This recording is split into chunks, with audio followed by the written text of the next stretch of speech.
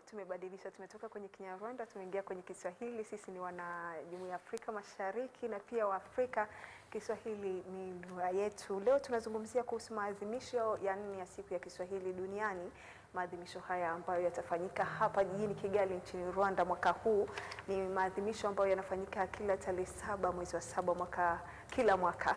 Na hapa Rwanda maadhimisho yapo kwenye maandalizi na siku hiyo inakaribia kufika. Leo kwenye studio nimepokea wageni kutoka kwenye Wizara ya Elimu. Nimempokea Rose Baguma, karibu sana kwenye kipindi chetu. Asante sana Edith. Ndio, nimempokea pia Dr. Patrice, karibu sana kwenye kipindi. Asante sana Edith. Ndio, nimewapokea kwa sababu nyinyi ndio waandalizi wa hafla hii ya lugha ya Kiswahili na itakayofanyika nchini Rwanda, lakini pia ni Jamhuri ya Rwanda ambayo inashirikiana na ngazi nyingine zikiwemo Jumuiya ya Afrika Mashariki katika maandalizi. Na penda kujua Rwanda imepokeaje kwanza kwa mwaka huu kufanyika kwa hafla hiyo nchini Rwanda. Asante sana Edith. Ni furaha kubwa kwetu Rwanda kupokea maadhimisho ya lugha ya Kiswahili kwa sababu mnajua lugha ya Kiswahili nchini Rwanda imekuwa lugha rasmi kikazi, kibiashara, na tunajitahidi kwa hali na mali ili kukuza lugha ya Kiswahili Rwanda. Na tangu Rwanda ingie kwenye Umoja wa Jumuiya ya Afrika Mashariki, tunakutana na watu wengi. Tunakutana na Tanzania, tunakutana na Uganda, Kenya na nchi nyingine zote. Sasa hizi tuko nchi 8 za Jumuiya ya Afrika Mashariki. Ni lugha ambayo inatumika sana. Kwa hiyo inabidi na sisi tuwe pamoja nao. Ni lugha ya Afrika Mashariki, lakini pia kumbukeni kwamba ni lugha ya Afrika. Pia maraisi walitambua kama lugha ya Afrika kwa sababu tuna lugha nyingi, tunaongea lugha zetu kama Kinyarwanda, wengine wanaongea lugha zao, lakini ni lugha ambayo inatujumuisha pamoja, lugha ya maendeleo, lugha ya utamaduni, pia katika biashara. Kwa hiyo na sisi pia tunafurahi sana kwa mara ya 4 kupokea maadhimisho haya na tuko tayari kabisa. Tunawakaribisha sana watu wote ili tujifunze Kiswahili, tukikuze na tuweze kuishi na wenzetu wa Jumuiya ya Afrika Mashariki. Ndio, baadaye nitakuja kuuliza ni wakina nani ambao watahudhuria. Lakini turudi kwenye kauli mbiu ya mwaka huu ambayo ni Kiswahili, elimu jumuishi na maendeleo endelevu. Ni kuulize Dr. Patrice, wewe ni mhadhiri wa Chuo Kikuu cha Rwanda. Tunapozungumzia kauli mbiu hii tunakuwa na maana gani? Asante sana Edith kwa swali hilo zuri. Tunaposema elimu jumuishi tunamaanisha nini? Kweli tunaposema elimu jumuishi tunamaanisha ile elimu kwa watoto wa jamii wote au kwa wanafunzi wote. Ni kusema kwamba ni ile elimu inayowapa fursa watoto au wanafunzi wote katika jamii. Kwa kawaida elimu jumuishi inakuwa na malengo kama mawili. Lengo la kwanza inakuwa ni kama kukuza uelewano kati ya wanajamii. Tunaposema kukuza uelewano kati ya wanajamii, tunamaanisha kwamba mara nyingi kwenye elimu jumuishi kunakuwa na lugha kubwa ambapo ipo juu ya lugha nyingine ndogo, zile lugha za kienyeji au za kikabila. Hapo lugha hiyo inakuja kukuza uelewano kati ya wanajamii au kati ya wanafunzi. Lengo lingine la pili ni elimu jumuishi inakuza vipaji vya wanafunzi, vipaji vya watoto. Watoto wanapojifunza kwa kutumia lugha yao ile wanayoijua vizuri, mtoto darasani anaweza kueleza kile kitu anachokifikiria kweli. Hana kikwazo cha kumfanya asijieleze vizuri. Na hayo ni malengo na umuhimu. Tunaweza kusema kwamba umuhimu wa elimu jumuishi ni nini? Inasaidia kushirikiana kwa jamii. Wale wanafunzi waliojifunza darasani Ndio. wanajenga jamii nzuri yenye umoja. Ndio. Tena umuhimu mwingine nini, ile elimu jumuishi kupitia ile lugha kuu au kubwa kama Kiswahili inaondoa vile vikwazo kwa wanafunzi na wanajifunza vizuri. Ndio. Hapo elimu jumuishi tunaweza kusema kwamba inachangia sana kwa maendeleo ya nchi. Asante sana Dokta. Na kuna swali langu ambalo nilitaka kumuuliza dadangu Rose kwamba ni wakina nani ambao watahudhuria hiyo siku, lakini pia umegusia kwamba Rwanda haijabaki nyuma katika kuendeleza Kiswahili, na hapa naweza nikakuuliza ni hatua gani ambazo zimechukuliwa na serikali ya Rwanda ili kuhakikisha Kiswahili kinatumika kikamilifu katika elimu na maendeleo? Watu watakaoshiriki katika maadhimisho haya ni nchi zote za Jumuiya ya Afrika Mashariki. Leo tuna nchi 8. Ndio. Rwanda ipo, tuna Kenya, tuna Uganda, tuna Tanzania, Somalia, South Sudan, Burundi na Congo, Ndio. Democratic Republic of Congo. Kwa hiyo ni nchi 8. Hizo nchi zote zitawakilishwa. Kwa hiyo watakuja watu tofauti, kuna wanafunzi, tutakuwa na vijana nao pia watakuwa na mijadala tofauti. Najua siku hizi tuna elimu, tuna pia akili unde, artificial intelligence. Ndio. Pia tunataka pia hawa vijana nao pia wawe na utamaduni wa kuendeleza utamaduni wa amani katika Jumuiya ya Afrika Mashariki. Kwa hiyo tuna wanafunzi, tuna watu wanaotoka wizara tofauti, wizara ya Afrika Mashariki, wizara za elimu, wizara za utamaduni tofauti katika nchi hizi. Tuna pia wanahabari pia watakuja ili kutangaza habari hii kwa nchi za Afrika Mashariki. Tuna watu wanaotunga sera kwenye nchi zao tofauti, kwa sababu pia hii ni mambo ya sera, kudumisha lugha ya Kiswahili katika biashara, katika elimu, katika utamaduni na maendeleo kwa ujumla. Kwa hiyo ni watu wa aina tofauti, wanatoka rika tofauti, watu wenye vyeo tofauti watakuwepo hapa, lakini cha muhimu sana ni kwamba nchi zote za Afrika Mashariki zitawakilishwa. Kwa hiyo tutakutana, tutakuwa na mambo mengi, majadiliano, tutakuwa na utamaduni na poems, mashairi na kila kitu tutakuwepo pale. Kwa hiyo ndio hao. Na tumefanya nini sasa kama serikali ya Rwanda ili kukuza lugha ya Kiswahili mashuleni? Sana sana nitaongea kwa eneo la elimu. Ndio. Tunafundisha Kiswahili kwenye shule zetu za sekondari, ndio hapo wanaanza. Kwa hiyo sekondari, unajua kwamba tuna sehemu mbili. Kuna wale wanao tunaita lower secondary, sekondari ya lower secondary, na wengine O level na A level. Kwa hiyo wanaanzia hapo. Ila ukipanda juu kidogo kwenye elimu yao ya sekondari, kuna wale wanaochagua kusoma lugha. Kwa hiyo utakuta kuna Kiswahili pale. Hao ndio wanakuwa kama sasa wanaingia ndani deep kwenye mambo ya lugha. Au ni wale ambao wanaendelea chuo kikuu? Hapana, hapo hatujafika chuo kikuu. Chuo bado wako sekondari. Pia bado wako sekondari. Kwa hiyo mtu akianza sekondari, si unajua tuna miaka 6 ya sekondari, tuna senior 1, 2, 3. Ndio. Hiyo ndio O level, wanasoma Kiswahili kwa ujumla, wanasoma wa Kiswahili.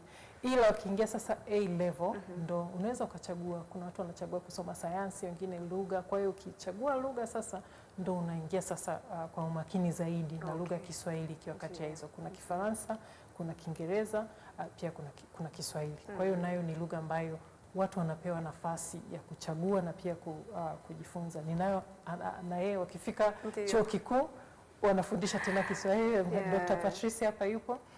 Kwa hiyo wakifika na kwenye vyuo vikuu pia tuna lugha ya Kiswahili. Kwa hiyo inafundishwa pale, nafikiri ataongea zaidi kuhusu kwa sababu ndio mtaalamu na mwalimu wa Kiswahili. Kwa hiyo katika haya yote tunatafuta vitabu, tunaandika vitabu, inabidi tutafute walimu wenye uzoefu wanaoweza kufundisha watoto hawa wanafunzi Kiswahili.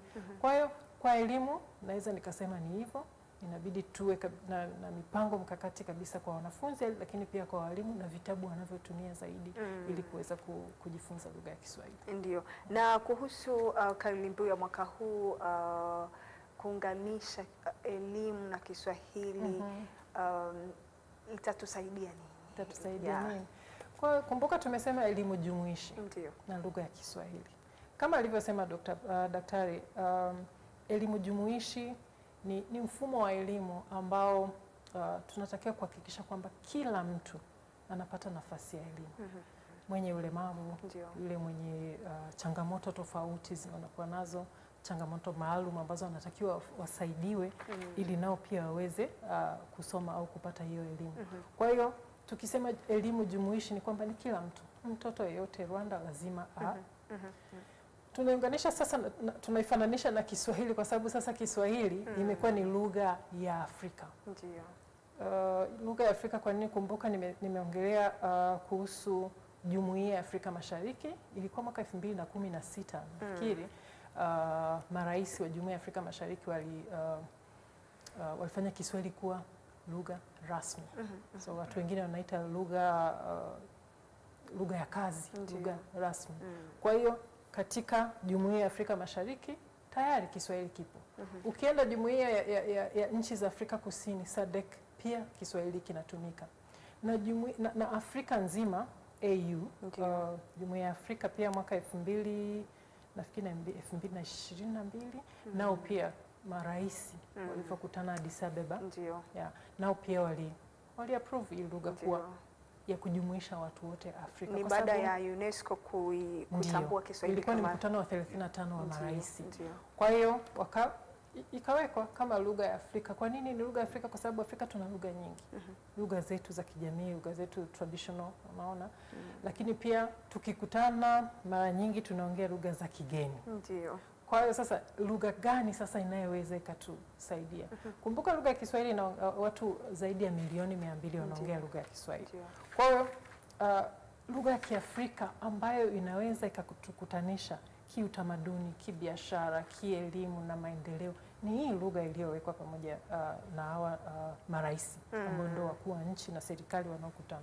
Kwa hiyo ni jumuishi kwa kweli. Kwa hiyo tukiongea elimu jumuishi ni ili watu wakutane, ili watu wote wapate nafasi sawa katika maendeleo, katika elimu. Kwa hiyo ni lugha gani ambayo tunaweza tukaongea wote tukutanishi? Tuna lugha nyingi hapa, tunaongea Kinyarwanda. Ukienda Tanzania una lugha zaidi ya 120, ukienda Uganda same, ukienda. Kwa hiyo ni lugha gani ambayo inaweza katuweka pamoja, ambayo si lugha ya kigeni, ambayo ina hadhi ya kuwa lugha ya Kiafrika? Ndio maana tumeambatanisha na kuwa elimu jumuishi na hii lugha ya Kiswahili ili wote itusaidie katika elimu na maendeleo endelevu. Asante sana. Turudi kwenye ufundishaji wa Kiswahili na ningependa kujua kwa sasa vijana wetu wanatambua Kiswahili, wanakipenda Kiswahili, kwa sababu kuna dhamani walikuwa wanasema kwamba Kiswahili ni lugha ya wahuni. Kwa hiyo mtu akizungumza Kiingereza, akizungumza Kifaransa anajisikia hapo ndio ameweza. Lakini turudi kwenye hiki Kiswahili. Unaona vijana wetu wanachagua kuja kujifunza Kiswahili kwa wingi? Kweli vijana wetu wameishatambua umuhimu wa lugha ya Kiswahili. Kuna mambo mengi ambayo yanaonyesha kwamba vijana wanaujua vizuri umuhimu wa lugha ya Kiswahili. Hapo wameshaona kwamba Kiswahili ni kama mlango utakaowafungulia madirisha, njia za kwenda kusoma, kuendeleza elimu yao katika nchi zinazotuzunguka. Kwa mfano, wanajua kwamba usipojua Kiswahili itakuwa vigumu kwenda kusoma nchini Kenya, itakuwa vigumu kwenda kusoma nchini Tanzania. Kwa wanafunzi wetu sasa hivi wanaona Kiswahili kwamba ni muhimu sana. Kitu kingine, wanafunzi wetu wanaona kwamba wanatakiwa kuwa raia wazuri, wasaidie nchi yetu Rwanda kwa maendeleo yake. Wanaona kwamba Kiswahili kinasaidia nchi yetu kuimarisha, nasema sio kwanza, kuimarisha uhusiano mzuri wake na nchi zinazotumia Kiswahili sana kama nchi Kenya na Tanzania. Kiswahili kinatusaidia kuimarisha uhusiano wetu na nchi hizo. Ni kusema kwamba Kiswahili kwetu ni njia inayotupeleka kwenye uhusiano mzuri na nchi hizo. Ndio. Asante sana, na kwamba Kiswahili ni lugha pia ya biashara.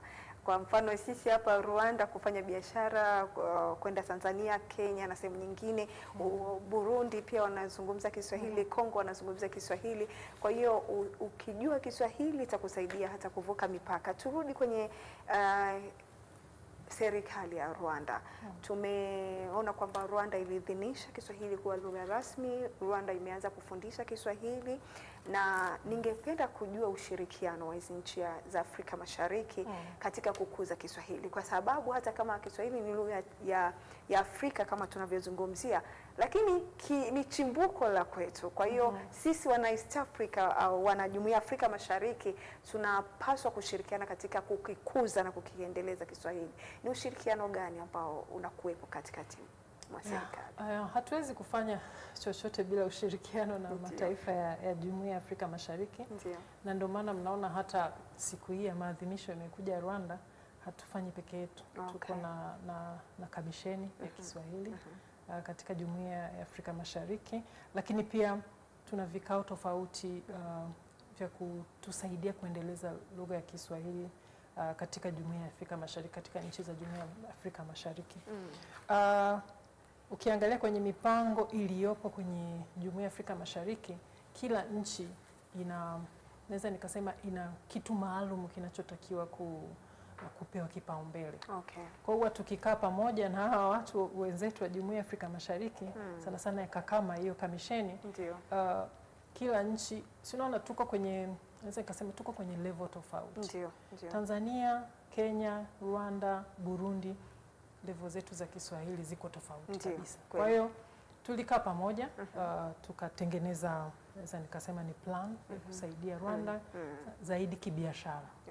Shule tumeshaanza tunafundisha, lakini pia biashara, kwa sababu tunafanya biashara wengi, mtawaona pia watakuwepo kwenye maadhimisho haya, wanaovuka mipaka kwenda Tanzania, kwenda Uganda, kwenda Jamhuri ya Kenya, ambao pia wanatakiwa kuwasiliana kimawasiliano na ndugu zetu wa nchi hizi, ili tuwe na huo utamaduni wa kibiashara pamoja. Kwa serikali kweli tunafanya kazi na watu wengi. Wizara yetu ya elimu pia tuna Rwanda Basic Education Board, nayo pia ambayo ndio inatusaidia kufundisha sasa shuleni. Tunafanya kazi na watu wengine tofauti, hata watu binafsi. Nitakuwa nimeshaona watu wengine wanaoendeleza lugha ya Kiswahili, wanaoandika vitabu, maktaba tofauti, kama maktaba ya Kigali ipo hapa, kuna kona kabisa kuna vitabu vya Kiswahili. Kwa hiyo naweza nikasema kwamba bado tunahitaji kupiga hatua tena zaidi, kwa sababu watu wengi bado hawajajua vizuri lugha ya Kiswahili, lakini tunatakiwa ushirikiano, kwa sababu hata wataalamu wa Kiswahili tunao Rwanda, lakini pia nchi nyingine zinatusaidia.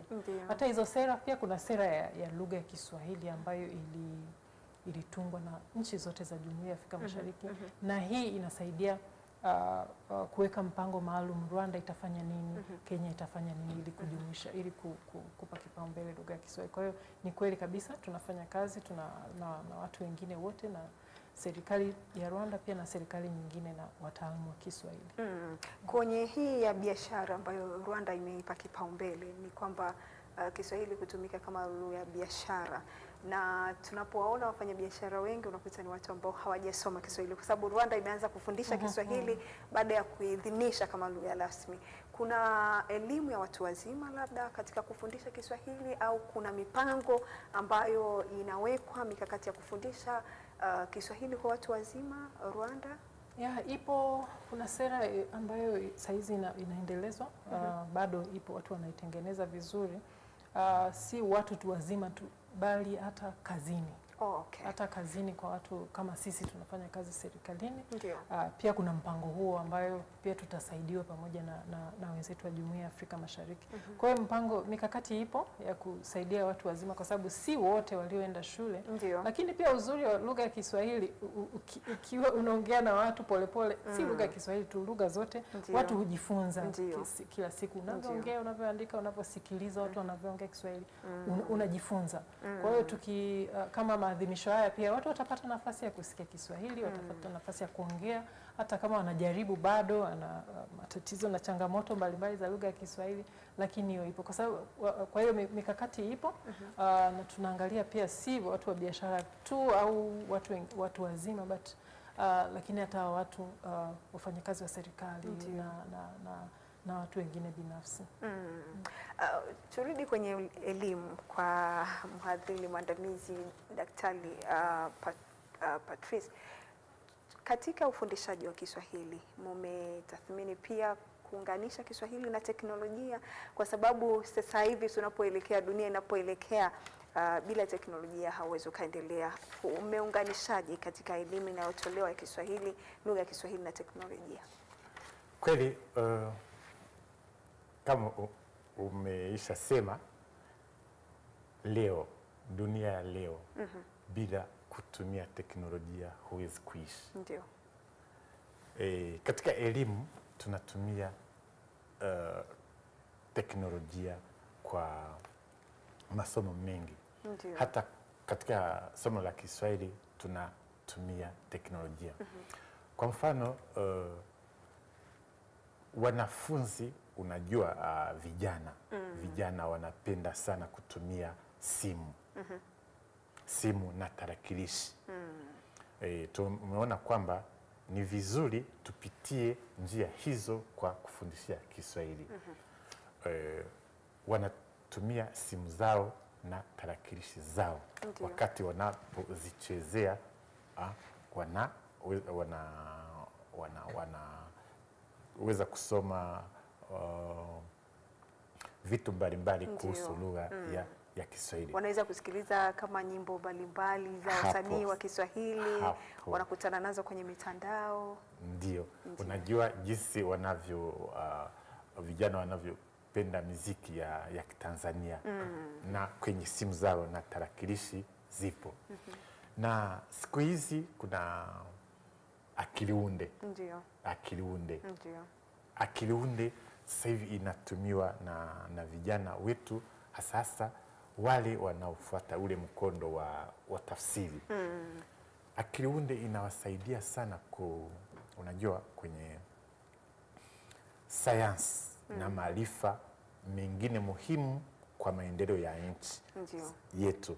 Unaona, sayansi hizo na maarifa hayo yameandikwa mara nyingi kwenye Kiingereza, Kichina au lugha nyingine. Ndio. Lakini wanatumia akiliunde kutafsiri katika Kiswahili. Na maarifa hayo na sayansi hiyo wakisoma katika lugha ya Kiswahili wanaelewa zaidi kuliko kutumia Kiingereza, Kichina au lugha nyingine. Kweli teknolojia tunaitumia kwa kuandaa masomo na kufundishia lugha ya Kiswahili. Okay. Turudi katika maadhimisho ya Kiswahili, tuzungumzie sasa kwenye maadhimisho haya ambayo yatafanyika Rwanda. Ni nini ambacho tunatarajia kama Rwanda katika kupokea wadau wa Kiswahili kutokea nchi mbalimbali kuja Rwanda?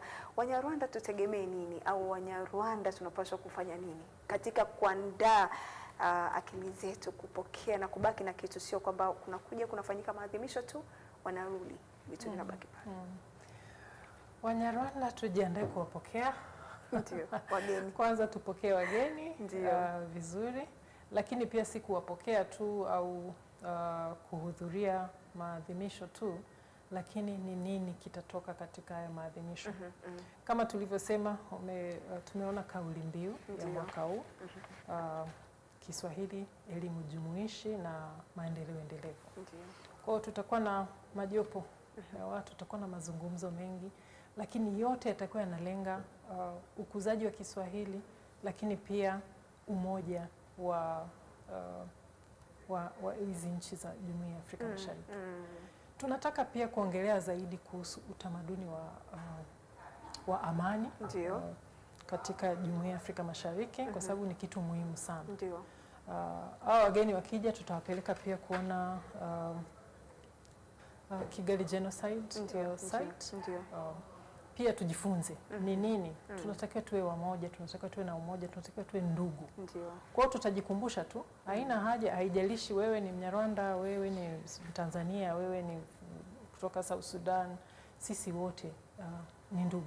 Kwa tunataka hasa vijana kuwafundisha hilo, na wakitoka pale lazima wajue kwamba hii lugha inaweza ikatuunganisha wote. Ndio. Na si kwamba nilikuwa natoka Rwanda, mimi naongea Kinyarwanda, mwingine anaongea lugha gani, lakini pia kuna lugha ambayo inaweza ikatuweka pamoja, na si kutuweka pamoja tu, ila kwa maendeleo. Ndio. Umesikia, maendeleo endelevu, sustainable development, tufanye nini pamoja. Kwa hiyo vijana pia wanaweza kukutana. Tutakuwa na wanafunzi kutoka Chuo Kikuu cha Rwanda na vyuo vikuu vingine vinavyofundisha Kiswahili hapa Rwanda. Hiyo ni tarehe 6 Tarehe 6. Tarehe 6 tutakuwa na kongamano. Alafu pia tutakuwa na hilo jingine la vijana ambao pia wataongelea mambo tofauti yanayowasaidia kimaendeleo, kielimu. Kwa hiyo lazima tukitoka pale tunataka kulenga kwenye maendeleo zaidi, si lugha.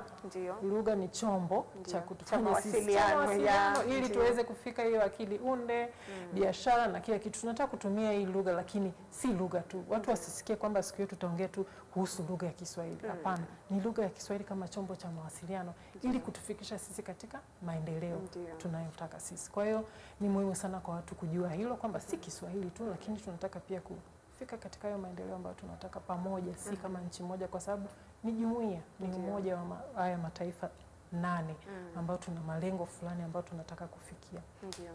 Na kama mtu anataka kuhudhuria kongamano la Kiswahili, mimi nikiwa na hitaji, je, kuna kitu fulani mnapaswa kufanya, au unaweza nikamka asubuhi na kuja kwenye maadhimisho kwa watu ambao wanataka kabisa kuhudhuria kongamano hili? Tungependa kila mtu aje, lakini kwa sababu tutakuwa Serena Hotel na si pakubwa sana watu wote kuja. Kwa hiyo kuna watu ambao wamepata mwaliko watakuja na watajisajili, tumewapa link ya kujisajili, ila na wengine wote watafuata kwenye YouTube channel ya Ministry of Education, Wizara ya Elimu ya Rwanda. Kwa hiyo mtu yeyote alipo, ukiwa Rwanda, ukiwa Kenya, ukiwa Uganda, wataweza kufuata. Kwa hiyo tutaiweka wazi, kila mtu anaweza kufuatilia maadhimisho haya, lakini pale watakao kuja pale Serena ni kwa mwaliko tu. Ndio. Kwangu daktari, ni ujumbe gani ambao unatoa hasa kwa vijana katika kipindi hiki ambacho tumepata hii fursa ya kupokea wadau wa Kiswahili nchini Rwanda na kufanyika maadhimisho ya Kiswahili nchini Rwanda? Asante sana Edith. Kwa vijana wetu wa Kinyarwanda, hata sio kwa vijana tu, kwa Wanyarwanda wote, nawahamasisha kujua kwamba Kiswahili ni lugha muhimu kwa Wanyarwanda.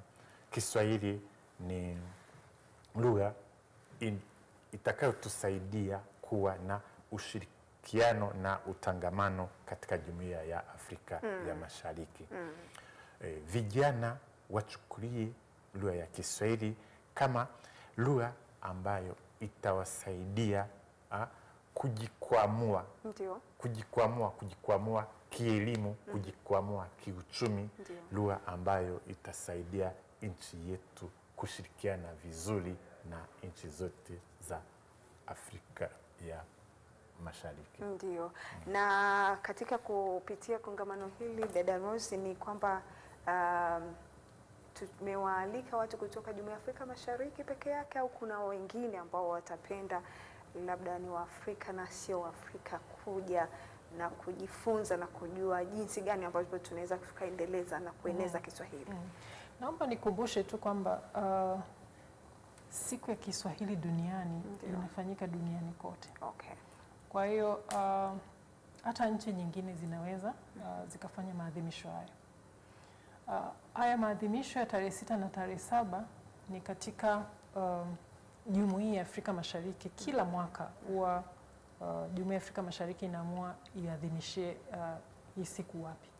Tulianza na Zanzibar mwaka 2022, ile ilikuwa ni maadhimisho ya kwanza. Maadhimisho ya pili yalikuwa Uganda kama sikosei, na mwaka jana ilikuwa Jamhuri ya Kenya. Kwa hiyo mwaka huu ni Rwanda. Lakini katika Jumuiya ya Afrika Mashariki, Jumuiya ya Afrika Mashariki.